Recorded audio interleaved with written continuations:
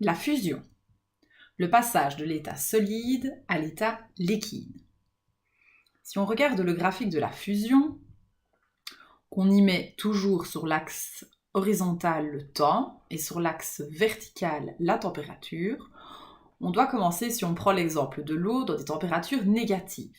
Au cours de la fusion, la température va augmenter. Ensuite, elle va rester stable, c'est ce qu'on appelle un palier, pour finir par réaugmenter. Dans ce cas-ci, on a chauffé. Donc, pour passer de l'état solide à l'état liquide, on doit chauffer.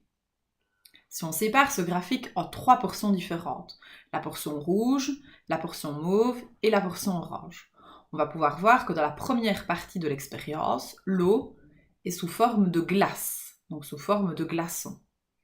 Elle est à l'état solide.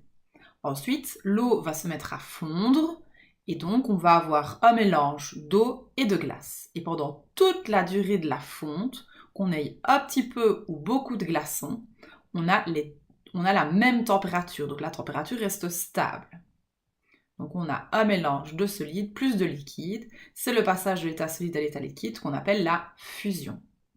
Et ensuite, une fois que l'eau aura complètement fondu, que les glaçons seront transformés à l'état liquide, on va pouvoir avoir à nouveau une élévation de la température de l'état liquide.